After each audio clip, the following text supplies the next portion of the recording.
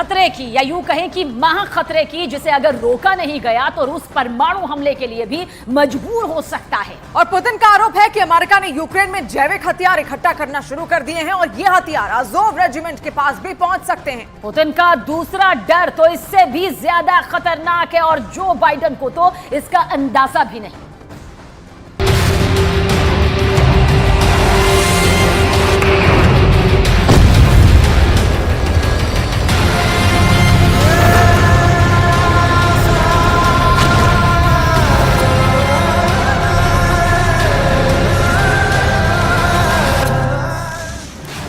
Ukraine युद्ध को लेकर 24 घंटे में 3 बहुत बड़ी बातों ने दुनिया को परेशान कर दिया है। युद्ध का सबसे खतरनाक इल्जाम पुतिन ने लगा दिया है। 24 घंटों के अंदर जो बहुत गंभीर बात सामने आई है, उसमें पहली रिपोर्ट, रूस के पास पुख्ता सबूत हैं कि अमेरिका इस वक्त यूक्रेन के अंदर जैविक हथियार के प्रोग्राम पर काम कर रहा है। यूक्रेन में जैविक हथियारों का खतरा है। ऐसे वायरस, ऐसे बैक्टीरिया जिनसे जैविक हथियार बनाए जा सकते हैं। 24 घंटे के अंदर दूसरी रिपोर्ट, ज़ेलेंस्की ने यूक्रेन के उस कमांडर से सीक्रेट मुलाकात की है जिसे यूक्रेन का कादिरव कहा जाता है, क्योंकि ये पुतिन से उतनी ही नफरत करता है जितना कि कादिरव ज़ेलेंस्की से। ये अज़ोव रेजिमेंट का कमांडर एंड्रे बिलेत्स्की है और पुतिन इसकी नाजी विचारधारा वाली फोर्स को पूरी तरह खत्म करने की कसम खा चुके हैं। पुतिन को डर है कि अज़ोव रेजिमेंट का कमांडर जैविक हथियार इस्तेमाल कर सकता है। 24 घंटे के अंदर तीसरी रिपोर्ट चीन के रक्षा मंत्री पर है, जिन्होंने बेलारूस का दौरा किया है। इस दौरे के बाद सवाल उठ रहे हैं कि क्या वैगनर को लेकर चीन एक्टिव हो गया है, क्योंकि इस वक्त हजारों वैगनर लड़ाके बेलारूस में मौजूद हैं। पुतिन को इन सब बातों की पूरी खबर है। मॉस्को में बैठकर पुतिन यूक्रेन के चप्पे चप्पे और नाटो की हर हरकत पर नजर रखे हुए हैं। तभी कहा जा रहा है कि यूक्रेन के युद्ध को लेकर पुतिन अंतर्यामी है। पुतिन सब जानते हैं। पुतिन दुश्मन की रग रग से ही नहीं, उसके बम बम से भी वाकिफ है। पुतिन सब जानते हैं, दुश्मन की ताकत भी, उसकी कमजोरी भी। इसी वजह से पुतिन का खौफ यूरोप से लेकर अमेरिका तक फैला हुआ है और पुतिन सब खामोशी से देख रहे हैं और समझ रहे हैं।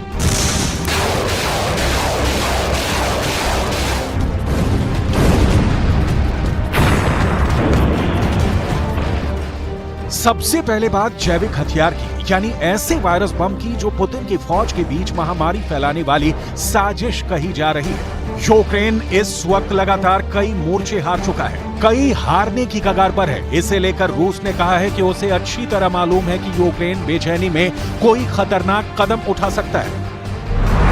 रूस का दावा है कि उसके पास ऐसे सबूत हैं जिनसे पता चलता है कि अमेरिका ने यूक्रेन और यूरोप के कुछ हिस्सों में जैविक हथियार एक्टिव कर दिए हैं। रूस का दावा है कि सब कुछ अमेरिका के मैरीलैंड में फोर्ट डेट्रिक से कंट्रोल हो रहा है, जहां अमेरिका का army medical research institute of infectious disease है। यहीं से यूक्रेन में जैविक हथियारों की लैब को कंट्रोल किया जा रहा है। ये बात बताने के लिए पुतिन ने अपने nuclear, biological and chemical protection troops के commander lieutenant general Igor Kirillov को भेजा है, ताकि मैसेज यूक्रेन से लेकर यूरोप के हर शहर और अमेरिका तक जाए। अपनी प्रेजेंटेशन में जनरल इगोर ने मैप दिखाकर बताया कि अमेरिका दुनिया में कहां-कहां जैविक हथियारों की लैब चला रहा है। रूस का डर यह है कि अगर ये जैविक हथियार ज़ेलेंस्की के कंट्रोल से बाहर निकलकर अज़ोव रेजिमेंट के पास पहुंच गए तो इनका सीधा हमला रूस की फौज पर होगा, और अगर ऐसा हुआ तो पुतिन के पास जवाबी हमले के रूप में टैक्टिकल परमाणु हथियार ही बचेगा। क्योंकि जैविक हथियार होते ही इतने खतरनाक हैं, ये बहुत तबाही मचाते हैं। किसी भी बड़े इलाके में इनका इस्तेमाल पूरी आबादी को बीमारी फैलाकर खत्म कर सकता है। जैविक हथियार यानी बायोलॉजिकल वेपन एक ऐसा हथियार है जो बिना धमाके के किसी भी देश को तबाह कर सकता है। मतलब ये कि जब बैक्टीरिया और वायरस का इस्तेमाल जानबूझकर इंसानों में इंफेक्शन फैलाने के लिए किया जाता है, इसीलिए इसे जैविक हथियार कहते हैं। जैविक हथियार कम समय में बहुत बड़े क्षेत्र में तबाही मचा सकते हैं। ये लोगों में ऐसी बीमारियां पैदा कर देते हैं कि वो या तो मरने लगते हैं या दिव्यांग हो जाते हैं या फिर दिमागी तौर पर बीमार हो जाते हैं। जैविक हथियारों को लेकर पुतिन का यह इल्जाम इसलिए भी गंभीर हो जाता है क्योंकि ज़ेलेंस्की ने नाजी विचारधारा वाले अज़ोव रेजिमेंट के कमांडर से मुलाकात की है। ज़ेलेंस्की बहुत खामोशी से डोनेट्स्क के मोर्चे पर गए। और वहां उनकी अजोव कमांडर से एक मीटिंग हुई। यहां ज़ेलेंस्की और अजोव रेजिमेंट के कमांडर एंड्रे बेलेत्स्की को देखा जा सकता है। अजोव रेजिमेंट वो मिलिशिया है जिसमें यूक्रेन की सेना से भी खतरनाक लड़ाके हैं। पुतिन इन्हें नाजी विचारधारा वाले आतंकवादी बताते हैं और उनके स्पेशल ऑपरेशन में यूक्रेन की इसी फोर्स को पूरी तरह खत्म करने की बात बार बार कही जाती है। अजोव रेजिमेंट पुतिन की सबसे बड़ी दुश्मन है और पुतिन भी नाजी विचारधारा वाले इस फोर्स को पूरी तरह खत्म करने की कसम खा चुके हैं। पुतिन को अब डर है कि अजोव रेजिमेंट का कमांडर जैविक हथियार इस्तेमाल कर सकता है, क्योंकि ज़ेलेंस्की भी इसके साथ खुल्लम खुल्ला नजर आने लगे हैं। Сьогодні від самого ранку в Донецькій області в розташуваннях наших бойових бригад 3-й і 5-та окремі штурмові, 80-ка ТШВ, 57-ма окрема мотопіхотна, 22-га і 24-та окремі механізовані, 26-та окрема артилерійська бригада, 92-га окрема механізована. Мав честь нагородити найкращих, подякувати усім, кожній бригаді за хоробрість, відвагу, результати заради. पुतिन को यूक्रेन के बारे में सब कुछ मालूम है। ये दावा खुद पुतिन का है। पुतिन ने यूक्रेन युद्ध को लेकर ज़ेलेंस्की से लेकर बाइडेन तक सबकी बम वाली कुंडली खंगाल ली है और उनको पता है कि ज़ेलेंस्की के पास कितने बम हैं, अमेरिका कितने बम बना सकता है और यूरोप का गोला बारूद वाला गोदाम कैसे तेजी से खाली हो रहा है। पुतिन ने यूक्रेन को अमेरिका से क्लस्टर बम मिलने के बारे में तब बता दिया था जब बाइडेन इस बात को छुपाने में लगे थे। Думаю, к этому так и надо относиться. Делают они это не от хорошей жизни, а потому что у них дефицит боеприпасов вообще. Напомню, что украинская армия тратит за сутки боевых действий там, до 5-6 тысяч, скажем, снарядов 155-го калибра, а Соединенные Штаты производят 15 тысяч в месяц. У них не хватает, и в Европе уже не хватает, но не нашли ничего лучшего, как предложить использование кассетных боеприпасов. क्लस्टर बम यानी वही खतरनाक धमाके वाला हथियार जो बहुत बदनाम है, आधी दुनिया जिससे नफरत करती है, लेकिन अब वही क्लस्टर बम देना ज़ेलेंस्की से ज्यादा अमेरिका और यूरोप की मजबूरी बन गया है।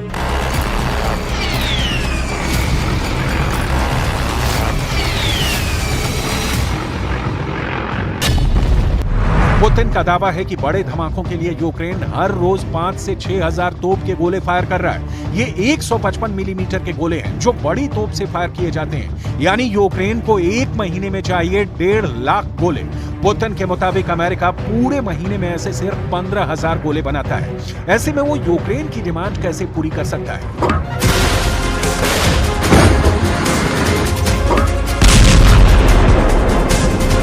ये M777 जैसी तोप से फायर किए जाने वाले गोले हैं और पुतिन को पता है कि इतने गोले ना तो अमेरिका के पास हैं ना यूरोप के पास। इसीलिए वो ज़ेलेंस्की को क्लस्टर बम देकर तबाही वाली डिमांड पूरी करना चाहते हैं। यानी पुतिन को पता है कि ज़ेलेंस्की के पास कितने गोले हैं, उनका स्टॉक कितना भरा है। पुतिन जानते हैं कि यूरोप के हथियार खत्म हो रहे हैं, नाटो का हथियार गोदाम दिवालिया होने जा रहा है। पुतिन को यह भी पता है कि अमेरिका की फैक्ट्री में कितने बम बनते हैं। कह सकते हैं कि पुतिन के पास पेंटागन का हर सीक्रेट मौजूद है। उन्हें नाटो के वॉर प्लान की भी पूरी जानकारी है, इसीलिए पुतिन अंतर्यामी कहे जा रहे हैं। पुतिन का अल्टीमेटम बहुत खतरनाक है और इस बार पुतिन माफ करने का इरादा नहीं रखते। ये बात उनके इंटरव्यू से जाहिर हो चुकी है। Достаточный запас различного рода кассетных боеприпасов. Различного рода. Мы до сих пор этого не делали, не применяли, и у нас не было такой необходимости, несмотря на известную нехватку в определенный период времени, и у нас тоже боеприпасов, но... पुतिन के सामने अचानक कई चैलेंज आ गए हैं। इसमें ज़ेलेंस्की का काउंटर अटैक भी है, बखमूत को दोबारा हासिल करने का ज़ेलेंस्की का इरादा भी है और अब तो क्राइमिया ब्रिज पर हुए हमले के बाद पुतिन बहुत ज्यादा गुस्साए हुए हैं। ऐसे में क्लस्टर बम और जैविक हथियारों वाली बात से पुतिन बहुत ज्यादा चिढ़ गए हैं। पुतिन को यकीन है कि ये हथियार ज़ेलेंस्की अज़ोव रेजिमेंट को भी सौंप सकते हैं, इसीलिए पुतिन अज़ोव कमांडर को किसी भी कीमत पर नहीं छोड़ेंगे। ये बात पक्की मानी जा रही है, जबकि ज़ेलेंस्की इसी अज़ोव रेजिमेंट की तारीफ करते नहीं थक रहे। ОТУ «Солидар» поспілкувалися з командирами бригад та батальйонів, тими, хто в боях, про їхні фронтові потреби. Завжди є загальна картина, є звіти по кожному напрямку, по кожній бригаді, але важливо говорити з воїнами напряму, безпосередньо, про досвід війни тих, хто на позиціях.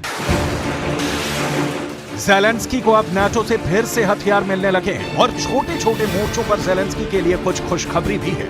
ये डोनेट्स्क का एक गांव ओरोजेन है और यूक्रेन के उप रक्षा मंत्री ने दावा किया है कि इसे रूस से आजाद करा लिया गया है।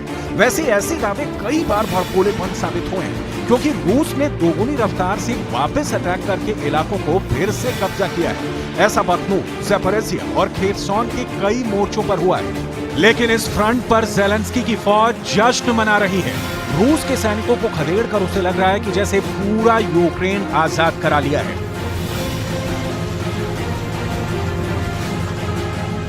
Підрозділи морської піхоти України продовжують успішно звільняти населені пункти село за селом, вулицю за вулицею, будинок за будинком.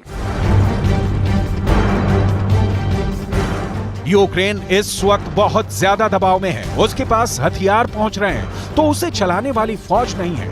नीप्रोपेट्रोवस्क के पास इस मोर्चे पर यूक्रेन की तरफ से एक पिता और उसके बेटे को साथ लड़ते हुए देखा जा सकता है। 56 वर्ष के वोलोदिमीर और 26 वर्ष का उनका बेटा डेनिस मिलकर रूस के खिलाफ लड़ रहे हैं। ये पहले ट्रांसपोर्ट का बिजनेस चलाते थे लेकिन अब यूक्रेन की सेना में शामिल हो चुके हैं। На одну булочку на двоїх їдім. Да, буває таке, що з одної миски їмо, з одної кружки п'ємо. То як же ж тут сварити? यूक्रेन का युद्ध किसी भी जंग की तरह बहुत ही क्रूर साबित हो रहा है। शहर के शहर तबाह हो चुके हैं, लाखों लोगों की मौत हो चुकी है। हमला कब कहां होगा ये कोई नहीं जानता। कोई सैनिक किसी दिन जिंदा बच जाता है तो वो अगले दिन फिर से मोर्चा संभालने के बारे में सोचता है। यूक्रेन युद्ध का यही सत्य है।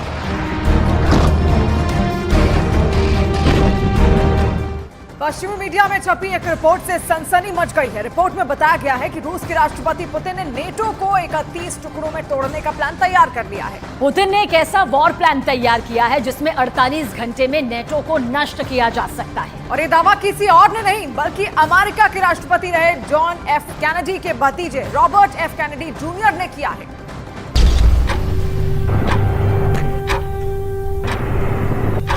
6 घंटा 12 घंटा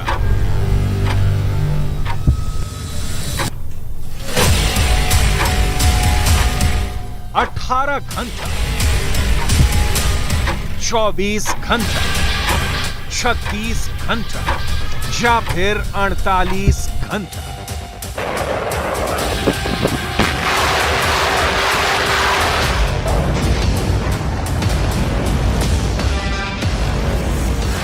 रूस की सेना कितने घंटे में नाटो की सेना को खत्म कर देगी?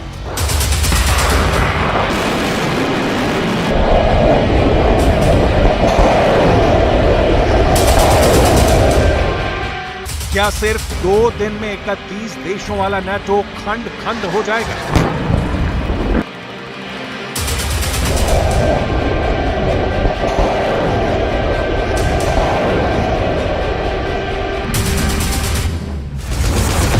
क्या सिर्फ 2 दिन में रूस के हथियारों से नाटो का सर्वनाश हो जाएगा?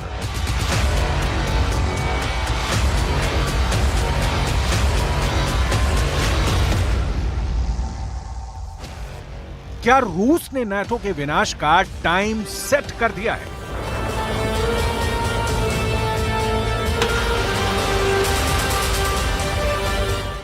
क्या यूक्रेन युद्ध तो सिर्फ बहाना है? पुतिन का मकसद नाटो को फंसाना है?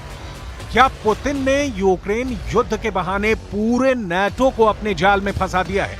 क्योंकि अमेरिका में यह भी आवाज उठने लगी है कि यूक्रेन युद्ध के नाम पर नाटो को फंसा दिया गया है। दावा किया गया है कि नाटो को युद्ध में घसीटकर रूस लगातार उसे कमजोर करने में लगा है। यह दावा किसी और ने नहीं बल्कि अमेरिका के राष्ट्रपति रहे जॉन एफ कैनेडी के भतीजे रॉबर्ट एफ कैनेडी जूनियर ने किया है। Robert F Kennedy junior America में राष्ट्रपति के चुनाव की तैयारी कर रहे हैं। वो डेमोक्रेटिक राष्ट्रपति पद के उम्मीदवार के तौर पर अभियान चला रहे हैं। रॉबर्ट एफ कैनेडी जूनियर ने भयावह परमाणु युद्ध की चेतावनी जारी की है। इनका कहना है कि पुतिन नाटो को नष्ट कर सकते हैं। रॉबर्ट एफ कैनेडी जूनियर का दावा है कि यूक्रेन एक प्रॉक्सी वार है। नाटो को रूस के साथ युद्ध में घसीटा जा रहा है। नाटो कमजोर हो रहा है और अब हम परमाणु युद्ध के कगार पर हैं। Robert F Kennedy junior America के 35वें राष्ट्रपति जॉन एफ कैनेडी के भतीजे हैं।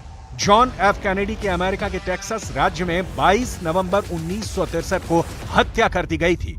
कैनेडी की हत्या को लेकर समय समय पर कई खुलासे हुए हैं, लेकिन उनकी हत्या के पीछे का कारण क्या था, ये आज तक साफ नहीं हो पाया है। उसी जॉन एफ कैनेडी के भतीजे रॉबर्ट एफ कैनेडी जूनियर के बयान ने पूरी दुनिया में सनसनी मचा दी है।